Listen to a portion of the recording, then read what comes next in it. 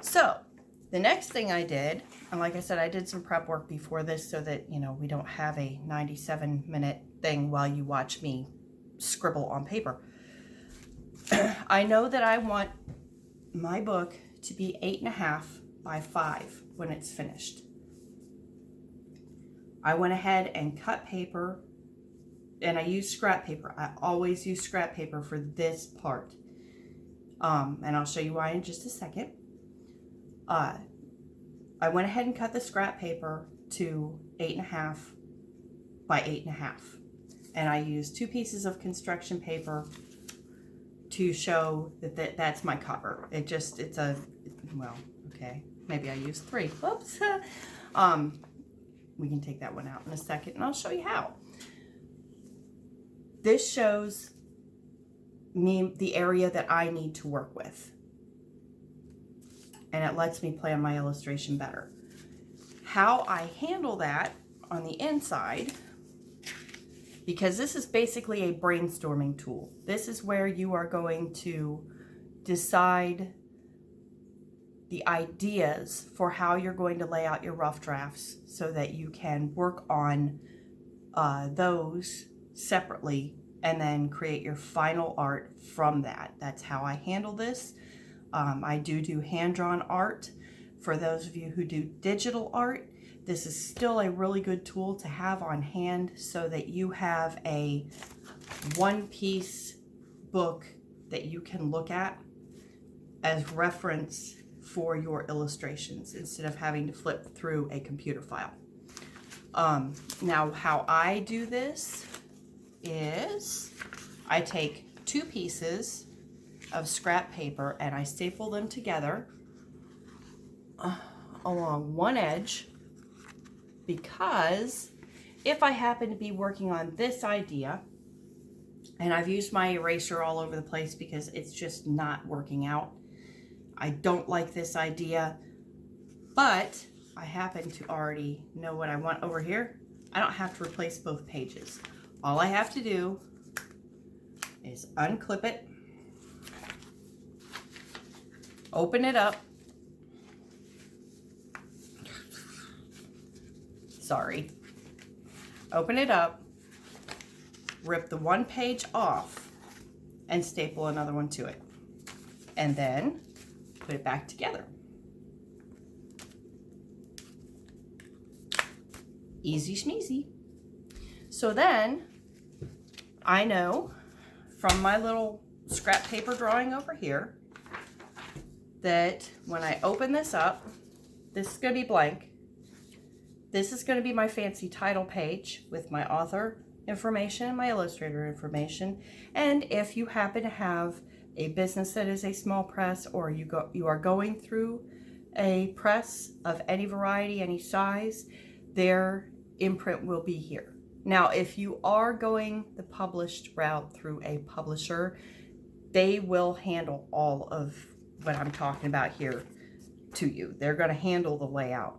But if you are like me and you're looking at just doing this will most likely be a self-published book, then I do not have to include my press information because I am not a press, I'm just an author. So that will be removed. I just include that and call it good. I also made a note to put a small detail illustration on this page to make it really kind of pop for the reader and sort of get them started getting drawn into my story. The next page is boring. It's just white. It's how it is. It's a copyright page. It lets everyone who has this book know its ownership. Again, if you are just making this as a handmade book to give as a gift, or for your family or whatever, you don't have to have this. It is just simply, for if you do intend to print through, say, the Amazon platform or through another platform. Many every other small press or anyone else is going to handle this for you. But since I am self-publishing, I handle this on my own.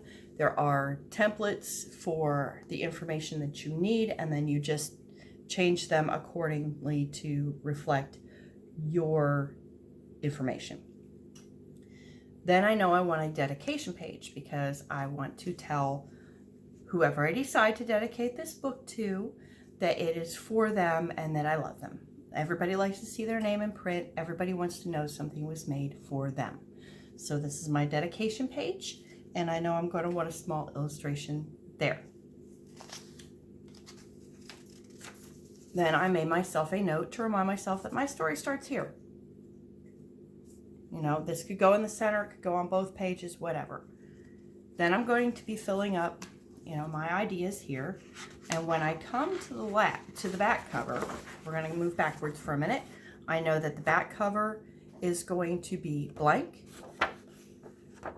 This page here will probably be left blank, although I could add a small detail illustration to it if I wanted to. You don't have to, because a lot of people aren't even going to flip that page. It's just kind of how it is. Which is why I put my about the author information here. Because like I said again, you want to share a little piece of yourself to go with this little piece of yourself that you're sharing. And I will have a small detail illustration here, just to round out the book. So that is how I am going to plan out how my drawings are going to go. I will take this in there, I will take it, you know, and lay it flat. I'll take the clips off, I will lay it flat, and I will plan my illustration across this just in a brainstorming fashion.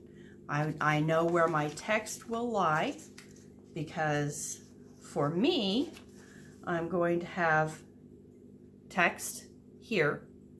And like I said, this story only has, maybe I didn't say it, this story only actually has 2 sentences worth of text. It is very much a picture book. So I know that I will have the first sentence of text here. And I know that I will have the last sentence of text here. So this will allow me to fill in all of the ideas in between and how I want the text to appear on the page with the illustration. Because you can either have it blank, you could have it incorporated into the illustration, or, you know, any combination of that. But this is a great tool to have when you are working on setting up how your book is laid out. That is my phone. So, you know, never a dull moment. Thank you. I hope this helped. Please let me know.